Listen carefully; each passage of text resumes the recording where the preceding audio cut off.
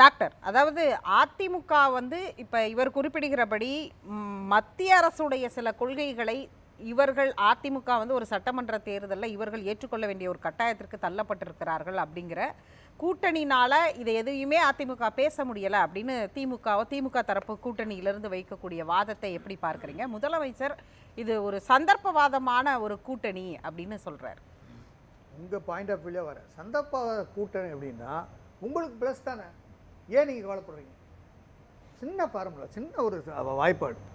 உங்கள் இந்த கூட்டணி வந்து அமனபல் கூட்டணி இல்லை, நல்ல கூட்டணி இல்லை, உங்களுக்கு சாதகம் தானே.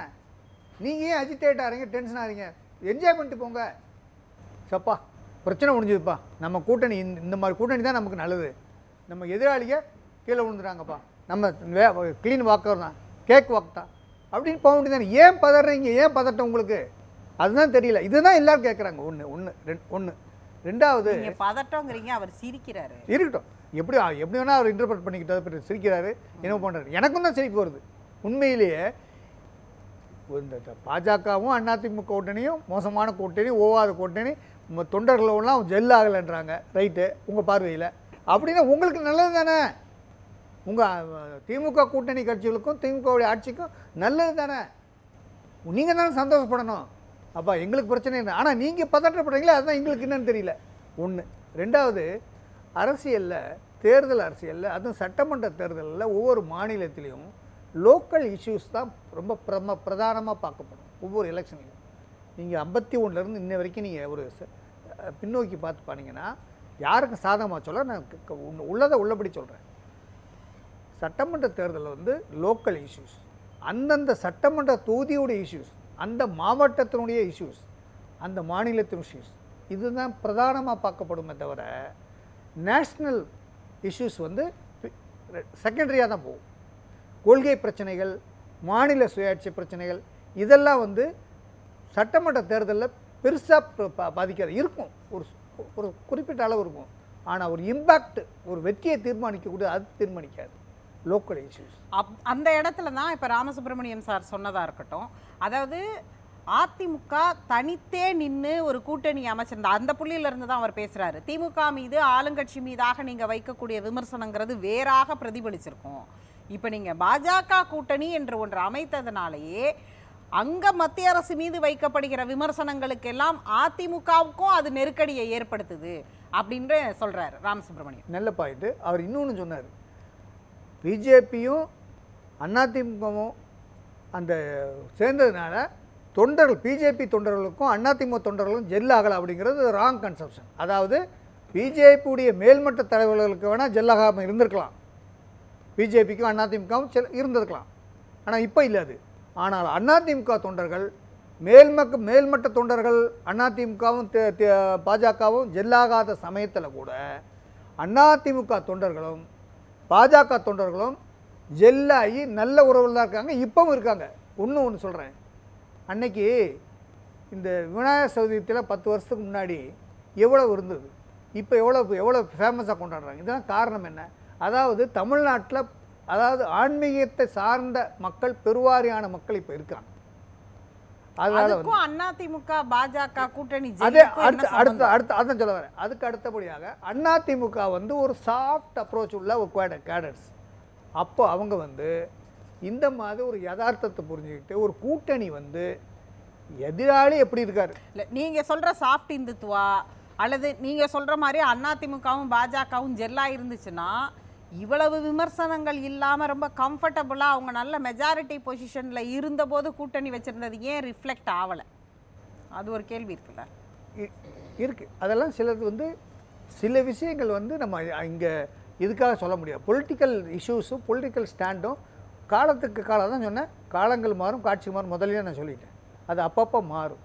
அது சில நேரங்களில் சரியாக இருக்கும், சில நேரங்களில் கம்பல்சனில் எடுக்க வேண்டிய இருக்கும், சில நேரங்கள் சில பேச்சப்பூருக்கு எடுக்க வேண்டிய இருக்கும். சில இதெல்லாம் அரசியல், இதெல்லாம் வந்து இங்கே டிஸ்கஸ் பண்ணுறது வேறு மேட்டர் கிடையாது. அதெல்லாம் இன்டர்னல் பாலிட்டிக்ஸ், இன்டர்னல் மேட்டர்.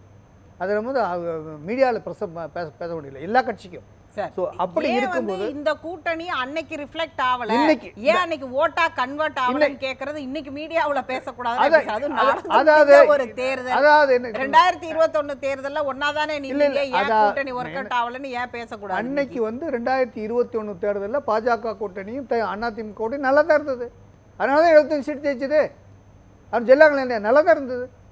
தென் மாவட்டங்கள்லையும் சரி மேற்கு மாவட்டங்களையும் சரி நல்ல ஓட்டு கிடைச்சது. இப்போ பாஜகவுடைய ரோல் வந்து வயிற்றில் இருந்தது, யாரும் மறுக்க முடியாது. அதிமுகவுக்கு ரொம்ப சாதகமாக இருந்தது. அதனால 75 சீட் ஜெயிக்க முடிஞ்சது. இன்னும் கொஞ்சம் ஜெயிச்சத சாதனை அப்படிங்கிற அளவுக்கு போயிட்டீங்களா நீங்க? அப்படி ஒரு பார்வை வந்துராதா? எஸ், அதான் என்ன அன்னைக்கு ஆன்டி இன்கம்பென்சி இருந்துச்சு. ஆனால் அன்னைக்கு வந்து ஒரு விஷயத்தை நான் மறுக்கலை, அவங்க மற்றவங்க மறுத்தாலும் சரி. அன்னைக்கு திமுக எடுத்து வச்ச வாதம் இம்பாக்ட் இருந்தது. அன்னைக்கு எதிர்க்கட்சியாக இருக்கும்போது திரு ஸ்டாலின் அவர்கள் எடுத்து வச்ச வாதம் மக்களிடத்தில் எடுபட்டது, மக்கள் நம்பினார்கள். அதுதான் இப்போ அவங்களுக்கு வினையாக போகுது. இந்த தேர்தலில் வினையாக போகிறது அதுதான் இவங்களுக்கு வினையாக போகுது. இவங்க அதுக்கெல்லாம் 2021 திரு ஸ்டாலின் எதிர்க்கட்சியாக இருக்கும்போது என்ன வாதத்தை எடுத்து வச்சார்? ஒரே ஒரு விஷயம் சொல்கிறேன். நாங்கள் ஆட்சிக்கு வந்தால் பொதுமக்களுடைய பெட்டிஷனை 1 மாதத்தில் நாங்கள் பதில் போடுவோம், செஞ்சிட்டோம், செய்ய முடியாது அப்படிங்கிற தகவலை சொல்லுவோம் அப்படின்னு சொன்னார். நான் 6 லெட்டர் எழுதியிருக்கிறேன், நானே சாட்சி. நான் 6 லெட்டர் எழுதியிருக்கிறேன் கவர்மெண்ட்டுக்கு. 1 மாதம் என்ன, 3 மாதம் 4 மாதம் கூட பதில் வரல. இது ஒன்றா இது ஒன்றாச்சா? அதுக்கு ஒரு ஐஏஎஸ் தலைமையில ஒரு கமிட்டி போட்டிருக்காங்க. ஐஏஎஸ் தலைமையில அதுக்கு ஒரு கமிட்டி போட்டிருக்காங்க. அந்த கமிட்டி அந்த குழு தான் அதை வந்து பாக்குது. அதுக்கு நான் சொல்றேன், அதை சொல்லி வரேன். அப்புறம் ஒரு நல்ல இன்டென்ஷனில் சொன்னார். அப்புறம் அப்படித்தான் முதலமைச்சர் சொல்லணும், முதலமைச்சர் எதிர்பார்ப்பாங்க, எந்த முதலமைச்சர் எதிர்பார்ப்பாங்க. ஆனால் இப்போ என்ன ஒரு துரதிருஷ்டவசம்னா, திமுக எம்எல்ஏக்கெல்லாம் குறையும் சொல்ல முடியாது, நல்லா தான் வேலை செய்கிறாங்க, நான் அதையும் மறுக்கலை. ஆனால் எங்கே ஃப்ளா நடக்குன்னா, there is mismatch between the officials and the politicians. ஆட்சியாளர்களுக்கும் அதிகாரிகளுக்குமான இடைவெளி விலகிருக்கு. அதுலேயும் குறிப்பாக நான் சொல்கிறதை எடுத்துக்கோங்க, அதிகாரிகளுடைய டாமினன்ஸ் தான் இந்த திமுக ஆட்சியில் ஜாஸ்தியாக இருக்கிறது. இது வந்து ரிவர்பரேஷன் வந்து 26 எலெக்ஷனில் வந்து பெரிய பாதிப்பை திமுகவுக்கு உண்டாக்கும்.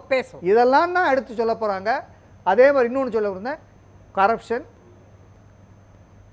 டாஸ்மார்க்கு, அப்புறம் வந்து சமூக பிரச்சனைகள். இந்த 3 பிரச்சனையும் அதிமுகவும் பாஜகவும் அதோட விஜயும் இந்த கூட்டணிக்கு வர வேண்டும் என்பது என்னுடைய தனிப்பட்ட கருத்து. இந்த கூட்டணிக்கு வந்தால் இது பெருளவில் இந்த தாக்கம்.